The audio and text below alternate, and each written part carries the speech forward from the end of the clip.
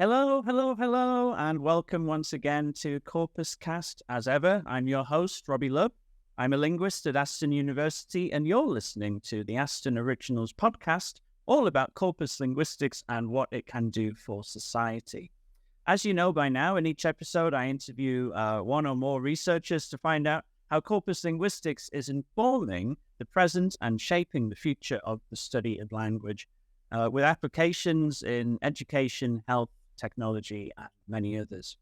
Now for some recent news in the corpus linguistics conference world. I had the pleasure of announcing recently at the Corpus Linguistics Conference in Lancaster in July that the next Corpus Linguistics Conference, CL 2025, will be co-hosted by us at Aston University along with colleagues at Birmingham City University and the University of Birmingham in July 2025. So I'm very excited about this. It's going to be a great conference, I'm sure, and the next 2 years will be very busy with getting things ready for that and welcoming hundreds of corpus linguists to the city of Birmingham in 2025. But for today's episode, we will be hearing the story of Sketch Engine, a corpus query and management system from Lexical Computing, and one of the best known and widely used corpus platforms, which is soon to celebrate 20 years of facilitating research in lexicography, language learning, and of course, corpus linguistics more broadly. So here to tell us the story of Sketch Engine is Dr Miloš Jakubíček, CEO of Lexical Computing, a research company working in the area of language technologies, primarily at the intersection of corpus and computational linguistics and computer lexicography. An NLP researcher and software engineer, Miloš's research interests are devoted mainly to two fields: effective processing of very large text corpora and parsing of morphologically rich languages.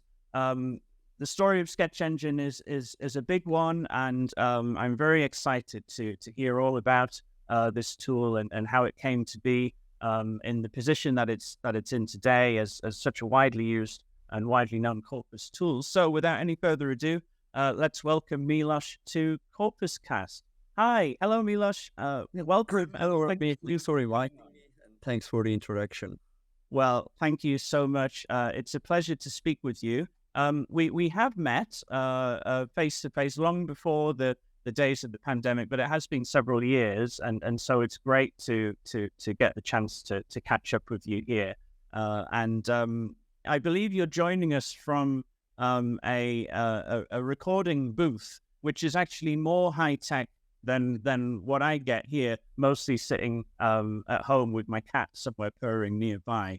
Where are you at the moment?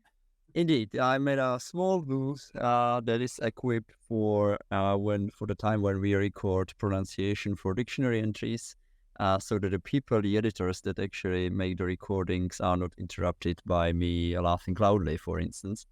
And of course, it's a room that we occasionally also use for calls like this. Great. Well, yes, you're in the perfect place to record a podcast. So very much appreciate you being there. And we'll get started now with a big question, I suppose. I always ask at the start of each episode, which is, what does corpus linguistics mean to you? I think that's a good question to start with, and perhaps my answer will be a bit bored, but I certainly see corpus linguistics as a way for linguistics to be simply more scientific. It might not be a very popular, opinion, but I'm quite convinced about it. So, corpora, the development of corpora and tools that allow researchers to interrogate corpora simply made it possible for people to discuss their findings and to base their findings on some, factual evidence, right? So for me, this is really about making linguistics more evidence-based. I see. Yes, and this is a theme that does come up often in these discussions around scaling up and sort of improving the empirical validity of the claims that people are making. And certainly Sketch Engine, as we'll get on to discussing, with the size of many of the corpora that are hosted on there, well into the billions and billions of words, certainly helps with that endeavor specifically. But I want to hear more about your own journey, I suppose. Tell us about your early days in your academic life, and sort of give us a sketch, pardon the pun, of your own kind of career. Yeah, I think my own career is the older I get, the more sort of fascinated I am by the fact how I ended up doing what I'm doing. Years ago, 25 years ago, before entering the university, I was interested in both maths and languages. My mother used to be a teacher of German at a high school, and then after 1990, after the Velvet Revolution here in Czechia, she started working as a court translator for German. And my father was an economist. And so I had both of these influences in my family. And by the time I had to choose which university to go to, I chose Masaryk University, following the advice of my high school teacher, basically, who said, when you can't really decide, you should go for the more universal option. And that was one of the things that led to the fact that I'm sitting here in front of you at this moment. Because at Masaryk University, at the Faculty of Informatics, where I've enrolled into a computer science bachelor program, I've soon met people from the Natural Language Processing Center here. That was by the time led by Professor Pala, and where already Pavel Rychlý, one of the founders of Lexical Computing, the company behind Sketch Engine, was employed.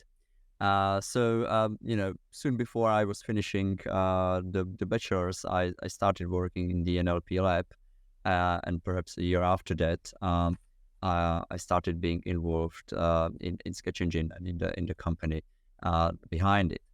That was another sort of happy coincidence that I simply met those people here at the Masaryk University by that time.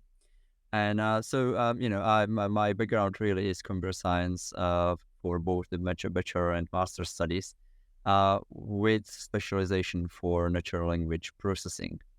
And at the end of my master's, I studied in Saarbrücken for half a year at the corpus linguistics department. And then I returned back to Masaryk University, and I did my PhD here as well. Kind of interrupted because in the middle of doing my PhD, Adam Kilgariff, who we will be talking about later, to a great extent, I believe, the founder of Sketch Engine, died. And I took over the company. For a couple of years, I had no time continuing with my PhD and finished it a bit later. When I look back, before I even entered the university, I was working in an NGO for a short while as a volunteer. And we did a lot of youth exchanges between, German, French, and Czech youngsters. And we, visited former concentration camps and so on. And a friend of mine whose family basically all ended up in Auschwitz, and he himself was lucky to escape from another of the concentration camp.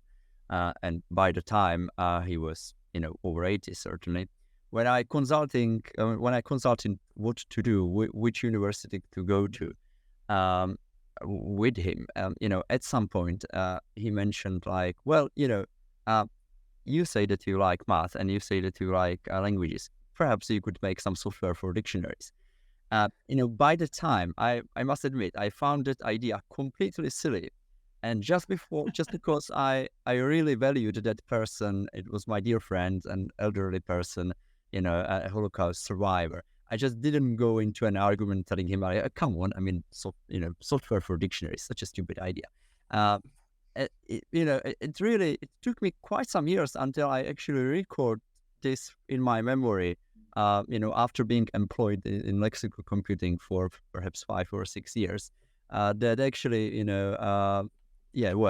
he was right, and I was stupid back then. But that's what happened. Wow, that's a fascinating story. That the seed was sort of planted in your mind, you know, and clearly stayed with you, even subliminally. I guess so. So knowing. yeah, exactly. Yeah. I just want to pick up on something. You said that you started out by studying computer science as an undergraduate.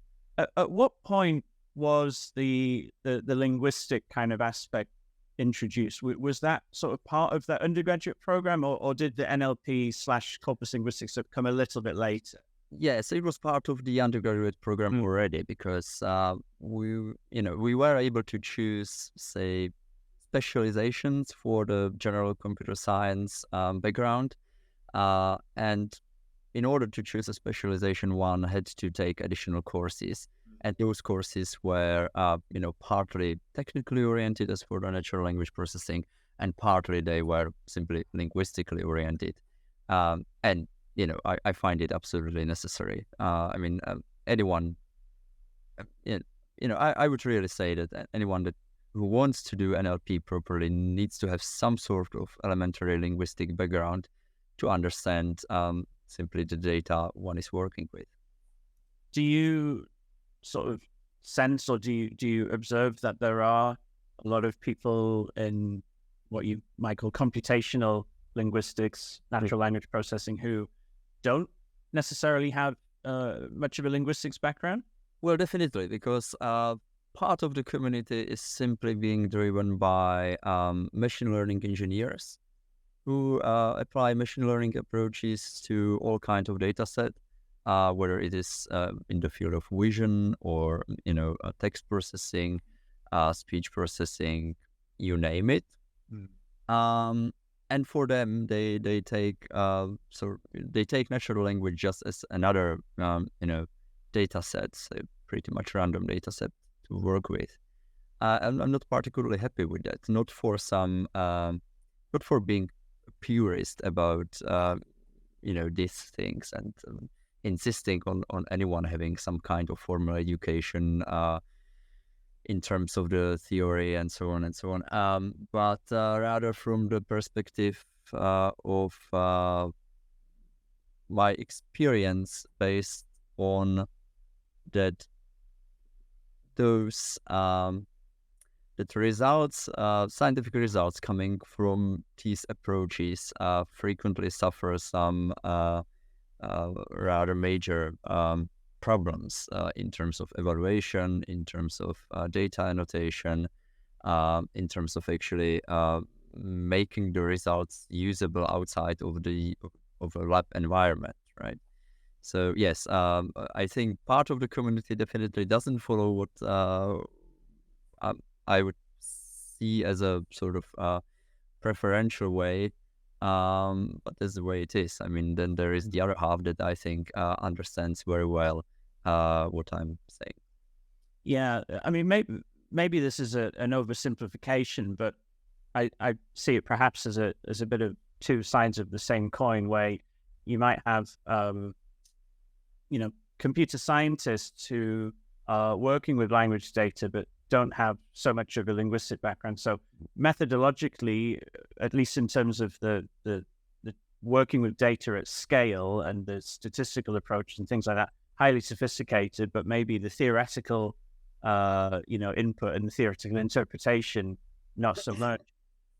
On the other side, maybe you have lots of linguists who enter into the corpus linguistics space, and a lot of the issues in corpus linguistics are probably on balance more methodological than they are theoretical, relatively, in terms of misapplication of a certain methodological approach, or misinterpretation of the output of a statistical analysis. Would you say that? That might be completely oversimplified. Yes, I agree. I understand what you're saying, definitely. I would be maybe quite self-critical here in terms that, at conferences, I frequently meet people with background in linguistics saying, I know I should learn more about programming, statistics, regular expressions, and so on. And I try to do that, and so on. And regardless of whether people achieve or not, they are aware of this. Whereas I'm much less, convinced about this happening at the other side of the coin. Okay. I'm not really meeting a lot of, NLP people or generally, IT guys, programmers saying, I'm now working on whatever, parsing, and, I think I should learn more about the syntax of natural languages. Sadly, right? I understand what you're saying, and I would sort of, with my background being primarily computer science, I would be self-critical here. I see. Well, let's get started on Sketch Engine itself. Of course, we're here to have a chat about the story of Sketch Engine, which is, I believe, about to celebrate its 20th anniversary or birthday, I suppose. But let's start with the big picture for those who may not be familiar with Sketch Engine, maybe haven't used it before. What is Sketch Engine in the sort of the broadest sense, and who's it for? Yeah, I guess in the broadest sense, Sketch Engine is a tool where one can inspect large text corpora, and where one can also build their own corpora. So it's a tool that at the beginning was primarily designed for lexicographers, people making dictionaries. But of course, over the years became widely used in the area of corpus linguistics, translation, natural language processing for all kinds of technical aspects and technical applications of large textual data sets, including language modeling these days, for translators and terminologists, and so on, copywriters. So generally, I see Sketch Engine as a platform for inspecting, interrogating, querying large textual data sets that might be coming from very heterogeneous sources and might be applied to very many applications. So let's go back to 2003, which is when I believe Lexical Computing Limited was founded. You mentioned the two co-founders, Adam Kilgareth and Pavel Reichli. What can you tell us? I appreciate you weren't there from day one, but what can you tell us about the early days and the original idea, I suppose, behind Sketch Engine? Yeah, I can certainly tell you what I've heard from both these guys, and it's actually a continuation of the series of coincidences that I was mentioning earlier. Pavel and Adam met completely randomly at a conference in Brighton, in the UK, where Adam was living, and Adam was by the time looking for a decent corpus tool that he could use for when he was working as a consultant for various publishers in the UK. And all the ones that he has met before suffered from that or other issues. Sometimes they suffered from technical issues. Sometimes they suffered from legal issues because they were, produced by a university, and the IPR was completely with the university and so on. And by that time, he met Pavel, who was a few years after his PhD. He finished his PhD in 1999. And his PhD is more or less a fraction of the open source part of Sketch Engine that we have these days. It's not the complete no Sketch Engine that we call it. It was a portion of that back then. But there was something available that he was then following up on after completing his PhD, and he presented some first versions of a graphical user interface that was not even web-based back then to Adam, and Adam was immediately interested, and so I think a year after that, actually a year and a half after that, Adam founded a company, Lexical Computing, and started doing what he previously was doing for his customers, mainly the publishing companies, throughout Lexical Computing, and the company started slowly but steadily growing, with Pavel basically managing the technical part and Adam managing the business, as well as scientific in terms of the lexicography scientific. I see. So essentially, it started out as a freelance consultancy project for lexicography, right? Yeah. I remember when I first heard of Sketch Engine. I think I was in my master's year at Lancaster, and I just joined the Centre for Corpus Approaches to Social Science there, and I was learning about a sort of broader kind of the world out there and the tools and the methods that people are using, and I remember thinking that's a strange name for what's it, sketching. I didn't sort of see the connection, and some corpus tools kind of vary, I guess, in the creativity in their name. Recently you've got like Lanxbox, and okay, it's a box of tools from Lancaster. Okay, fine. Ancon. Okay, it's a concordance, and the guy's called Anthony. I should just say the guy. I know Lawrence well. He won't be saying that, but Lawrence Anthony. But Ancon, it's named after him, and it's a concordance. Fine. But that Sketch Engine, I thought, what? None of this sort of on the surface, connects. But of course, it comes from the word sketch, which I think was kind of the big kind of early innovation, right? What does a word sketch offer, as opposed to other approaches to, well, what is a word sketch, and what does it offer compared to kind of other approaches to exploring the usage of a word? Yeah, if you go to the Sketch Engine website and you look up the definition of a word sketch, it says roughly it's a one-page summary of a word's collocational behavior. And of course, that's a very neat one-sentence definition. But I guess the longer version of that is actually that what Adam simply wanted to do was investigating the collocational behavior, the contextual behavior of words through collocations, while using as much linguistic information as possible, right? So going back to the time around 1999, there were already many lexicographic association measures developed for finding collocations. Perhaps the most widely known was the MI score by Church and Hanks, paper from 1991, if I'm not mistaken. And those were all based on the fact that you simply look at a certain window around the keyword in context. So you take the 5 preceding and 5 following words, for instance, and that's what you use for the calculations.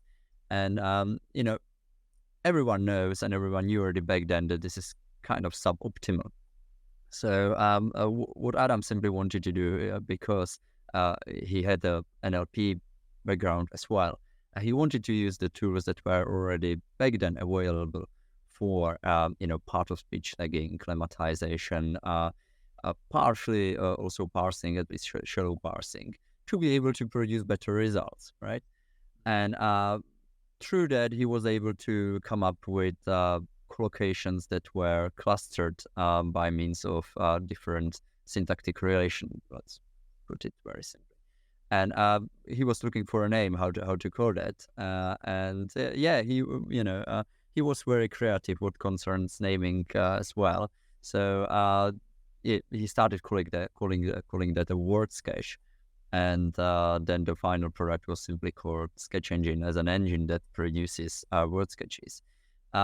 It took quite a long time, though, I think, until when you were Googling for Sketch Engine, it took a while until the product became the first item, not preceded by various other types of engines, hydraulic engines and other types of engines. So illustrations of engines, right? Yeah, exactly. Or illustrations of engines. Yeah. So it was kind of an investment into the name, I guess. Yeah, but it is absolutely kind of exclusively kind of connected now. It's such a unique, I guess, collocation in and of itself. Sketch Engine. It's not something you really hear put together in many other contexts. As we said earlier, you are currently, now the CEO of Lexical Computing. You weren't there from day one. Tell us a bit more about at what point you sort of joined Lexical Computing and became involved with developing and working on Sketch Engine. Yeah, going back to sort of my story, I started at Masaryk University in the bachelor course in 2005, and then in 2007 I started being involved in the NLP lab, and in 2008 I started partially working for Lexical Computing. So I was there basically from 2008, as I was saying, the company was slowly but steadily growing, and this kind of organic grow is something that I try to maintain, and I'm kind of happy with in terms of the sustainability of the whole thing. So by the time of 2010, there were some 7 people, maybe, including Adam, involved in the company. And that was already sort of enough to justify making a separate branch here in Czechia. So by the time there was a separate company owned by the UK one that was simply employing the local team here in Brno, and that I was kind of administratively managing as well, which was very simple with such a small team, and the whole company then simply continue growing. At this moment, we've got some 25 co-workers. Not all of them working full time, of course, and some of them still being, for instance, PhD students. And the structure changed a bit because after Adam died, I've reshuffled or reorganized the structure so that the mother company is now here in Czechia, and the branch is kept in the UK. I see, and we will, talk more in a little bit about Adam sort of specifically and his role and those circumstances. In terms of how Sketch Engine has changed over the last nearly 2 decades, there's a paper that I always cite whenever I say that I've used Sketch Engine in my research, which is Kilgareth et al. 2004, and that is kind of the introduction, I suppose, to Sketch Engine, very much at the very beginning of its journey. And then in 2014, a decade later, there's another paper by Adam and a larger team, including yourself, of course, by that point, reviewing the first decade of Sketch Engine and talking about how, its sort of utility has grown a little bit, or quite a lot actually, in the first decade. And you see it going from kind of really purely about lexicography, as you said, the original impetus, to expanding into sort of language teaching, translation, discourse analysis, kind of more broadly defined corpus linguistics research. Assuming or hypothetically, let's say that there's a Sketch Engine team 2024 paper. I'm not There is one here, I think. I can say that immediately. Okay, good. I was hoping there would be. That's good. I genuinely didn't know if there would be or not, but I kind of thought, yeah, that would be good. So maybe on the basis that this actually exists or it will exist, can you give us a bit of a preview of what you observe has changed in the second decade of its life? Yeah. I guess I guess I would split that into two aspects. One is the, say, business-oriented one. And what regards Sketch Engine and Lexical Computing as a company, I think the biggest change between 2013 or 14 and 2023 definitely is some kind of professionalization. Going back to 2013, the company still had, eight people maybe, including Adam, including one accountant, and that scope doesn't really allow for many bells and whistles in terms of lots of things. Actually, these days, I think we've got the luxury, and we have managed to sort of professionalize the team, and also I would say the daily operation of the company. Thanks to the fact that things simply got more stable. The 10 years were definitely very turbulent for the company, because in late 2014, Adam was diagnosed with cancer and he died in May 2015.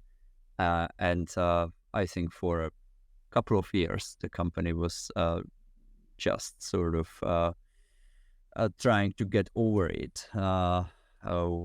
Which we managed. That's certainly something that I think all of us can be proud of, that we were able to maintain Adam's legacy.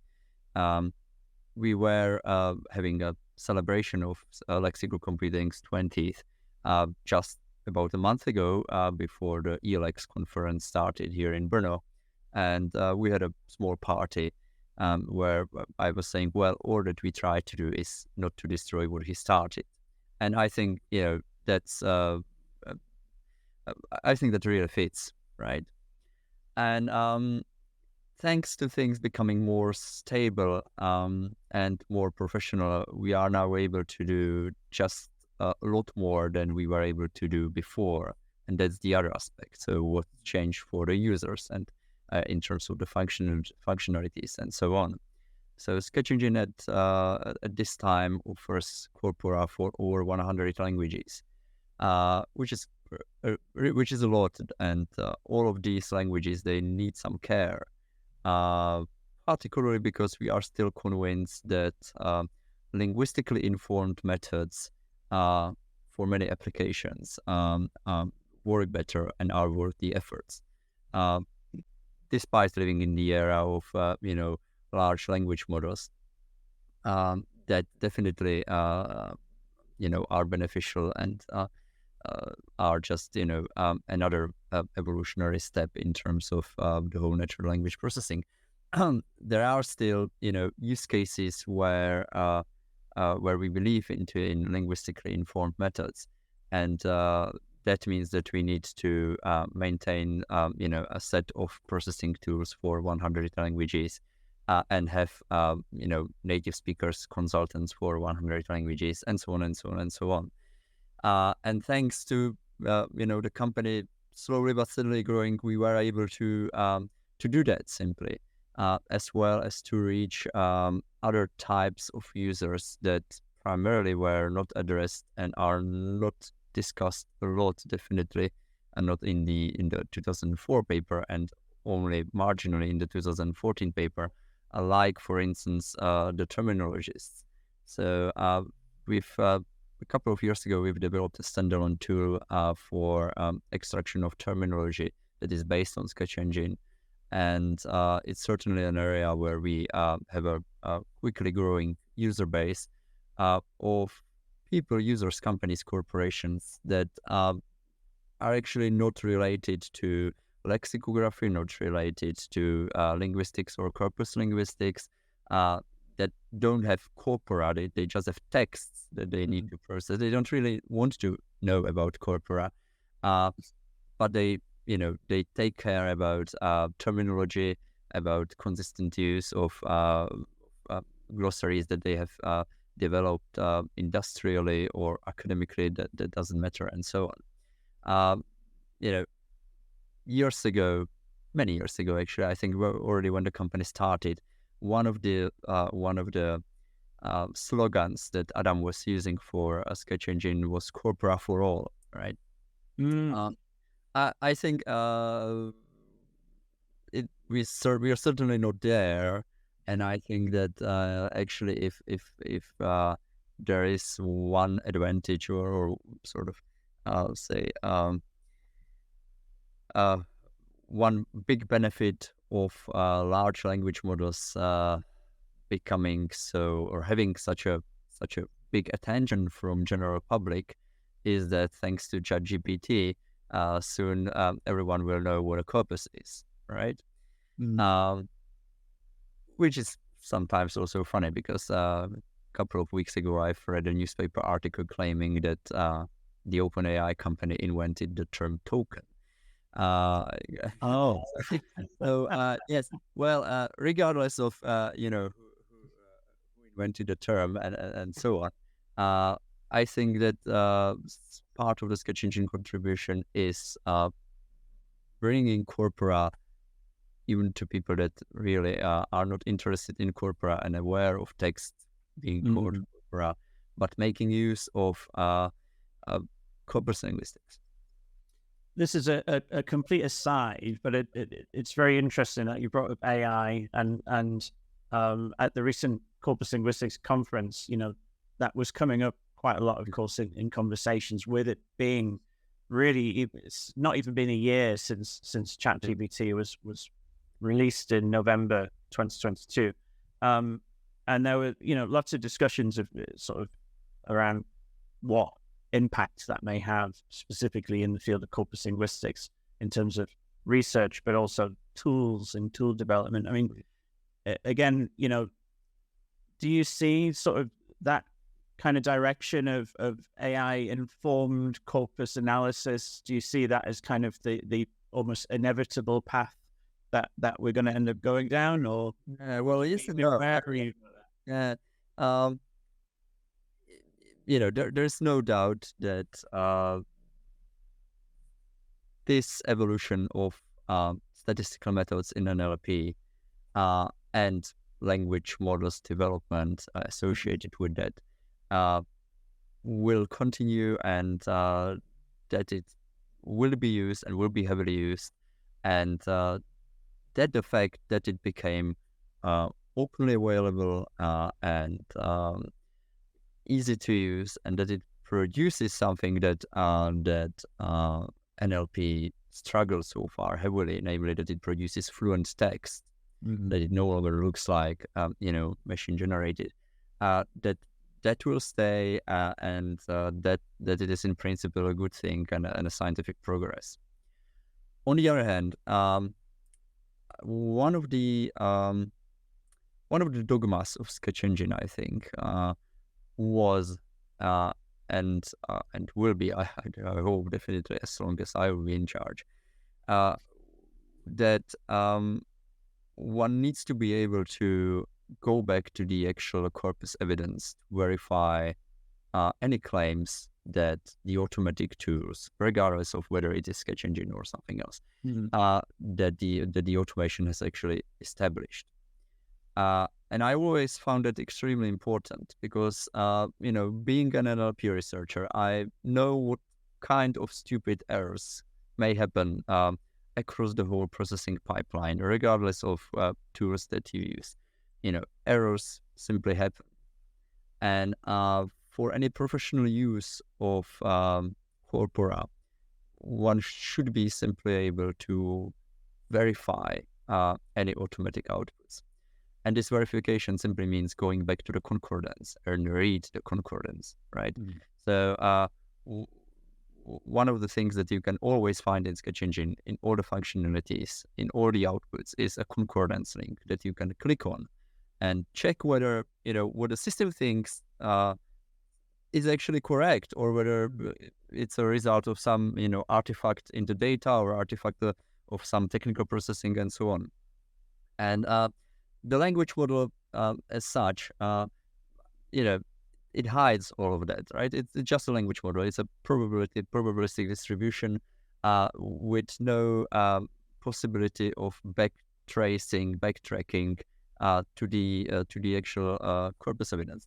So in a way, using that instead of many other existing tools that are there would be methodologically, I think, a step back, right? Now, that's of course then a task for everyone, how to combine the best of both approaches for future development and so on, because there are certainly many tasks that the large language models can handle much better than any other state-of-the-art approaches. In the context of lexicography, this is in the first place definition finding. I mean, Sketch Engine and Lexical Computing has been busy with the automation of dictionary production really for the past 20 years. And making good dictionary definitions, sense definitions, entry definitions, that was one of the hardest tasks, with no real existing solutions that could compete with human editors. And in this respect, ChatGPT or the language models became really complementary, because they get stuck at many other parts of the sort of lexicographic production, surprisingly, for instance, also including examples finding, because the examples are invented and simply not as good as many other corpus-based approaches. But the definition finding works perfectly, so it would be stupid not to use it, right? What one needs to be able to combine the methods so as to be able to preserve what we actually started with. So to preserve the fact that corpora help linguistics and lexicography be more evidence-based, be more scientific. I want to ask you about going back to Sketch Engine and looking at the present day. You mentioned that the team has grown over the last 2 decades, and the scale of the operation. Of course, as we said from the beginning, Lexical Computing and by extension, Sketch Engine, it's a commercial operation, and compared to many other corpus tools which are sort of freeware, software or otherwise freely accessible, a benefit of this is the sort of infrastructure around that, and the support and the staff, and sort of being able to respond to queries and implement new functions quite rapidly. What sort of scale in terms of, and I appreciate you may not be able to sort of share specifics, but in terms of the growth of the scale of the users, kind of the user base, and the kind of the size of the operation from that perspective, what's the kind of present day situation looking like in terms of the general popularity of the tool and how many people are using it? The present day statistics says that Sketch Engine has some 50,000 active users, so 50,000 people that use the tool at least once per month as separate individuals, and those are coming from between 200 and 300 universities worldwide, as well as from of course dictionary publishers and various private companies working in NLP, as well as governmental institutions. I guess the key aspect for us in terms of the business development is that, and I was mentioning that already a couple of times, we like growing, but slowly and steadily. So I've refused any investors that were interested over the years, as well as Adam did. And in a way, Adam founded the company because he needed a vehicle for himself to carry out the research that he liked. And he wasn't able to find that vehicle within the academia simply. for a number of reasons. Because universities are very good at creativity and generally, I would say, scientific freedom and carrying out basic research and so on, and are simply not so good at providing sustainability and long-term maintenance and so on. And that's just because they are not designed to. They shouldn't be doing that, right? I mean, sometimes people, and I meet people that say that universities should become more, say, business oriented or something like that. I don't think this is a good idea. I don't believe that one can have both, right? I've been talking to a large number of what is typically called, say, IPR department of university. It has a different name in English that I can't really recall now. Simply the department that you need to talk to when you, for instance, want to sublicense something from a university and so on. I see. And, Yeah. Sorry? I see. Yes. Oh, Yeah. sort of like a part of HR. Yeah, something like that. Yeah. Yeah. And all of them were always quite desperate in terms of simply not being able to be competitive with the businesses and being hated from inside of the university from becoming an obstacle that prevents people from widespreading their research and so on. And I really think that this is inevitable. The university is here to carry out research and science and teaching and education, not to make daily business. And so therefore, Adam made this small company for himself, so that instead of writing funding proposals, he was invoicing his customers and hereby getting money that allow him to maintain what he liked to do in a sustainable way, with no every 3, 4, 5 years interruption that is inevitable in public funding at some point. And I think that's an attitude that is still partially maintained throughout the company. So half of the staff, maybe not half, certainly a third, are PhDs in either computer science or linguistics. And in a way, this idea of having a vehicle that allows us to do what we like to do, and that many of us would otherwise be doing in an academic context, including myself. This idea simply remains.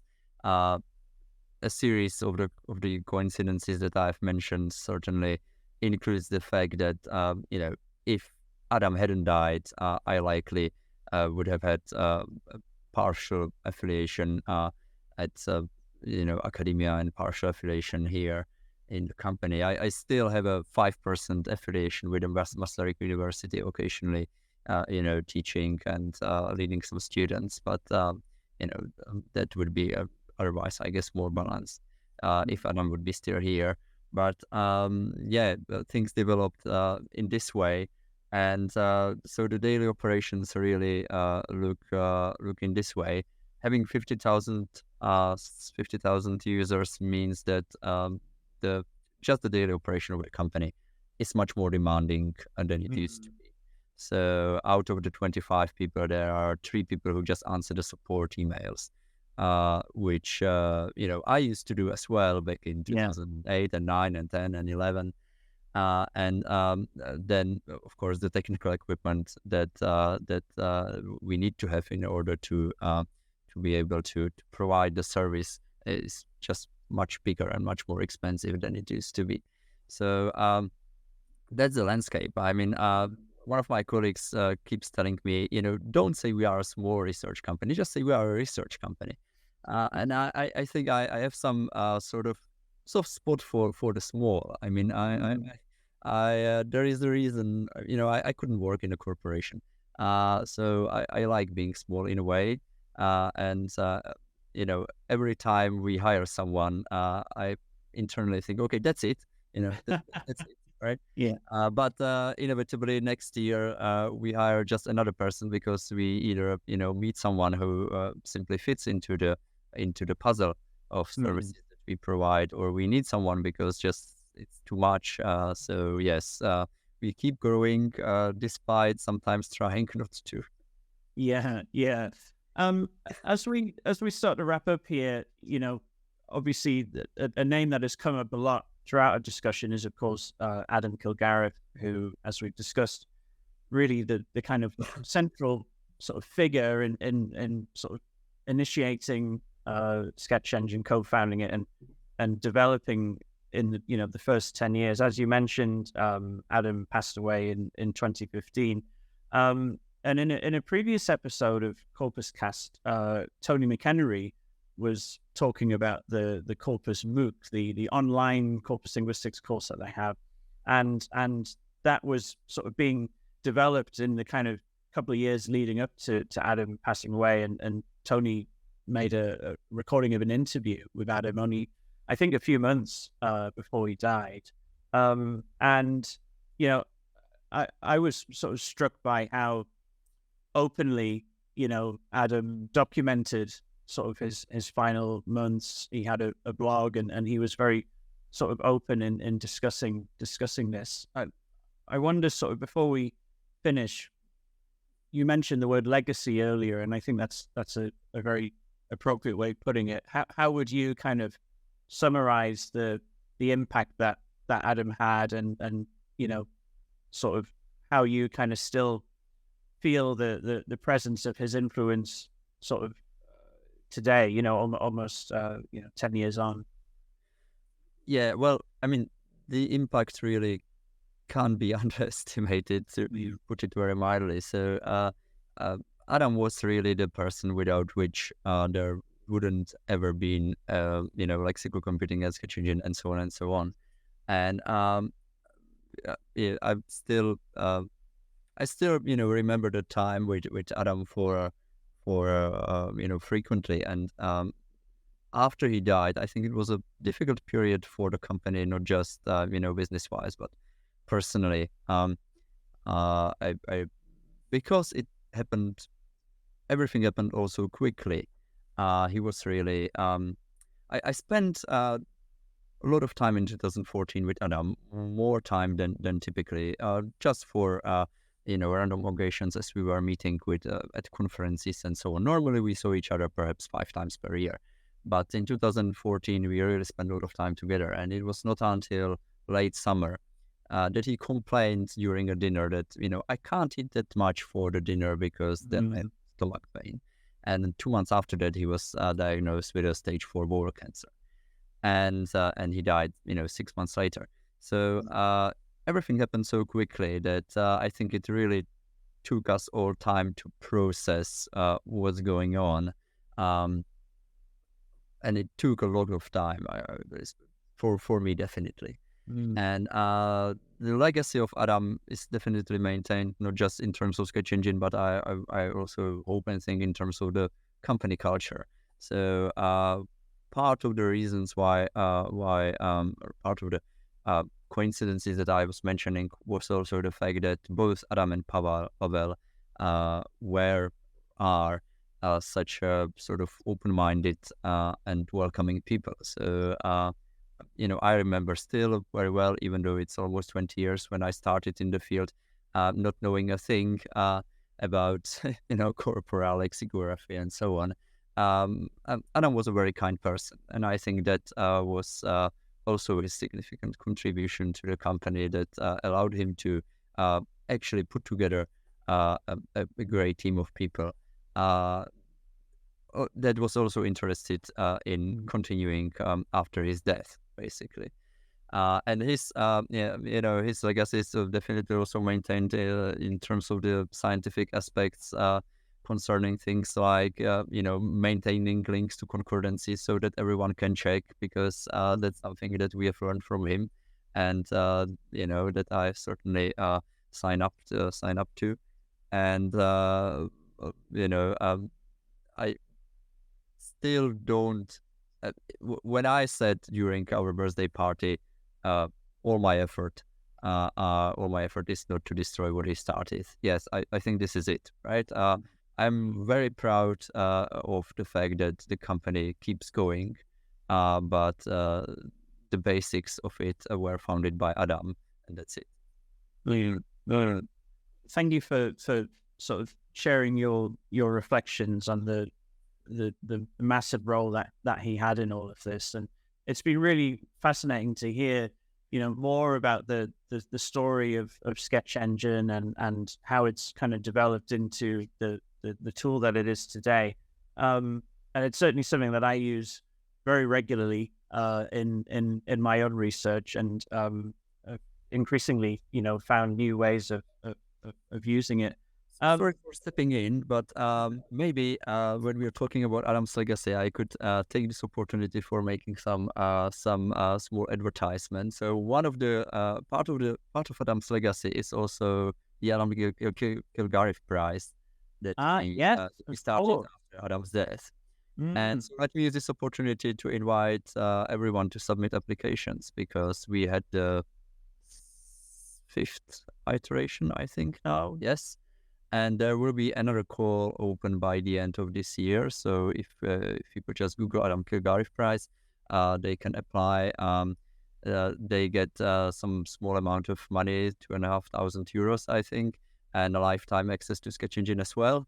So, and we really welcome contributions, particularly from the field of corpus linguistics, of course, which the prize is, designed for, together with computer lexicography.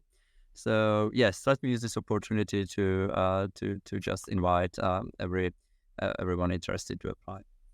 Yeah, of course. Thank you for I did want to actually ask you also, about you also run training workshops and things like that. Where should people go if they want to sort of learn more about these kinds of opportunities?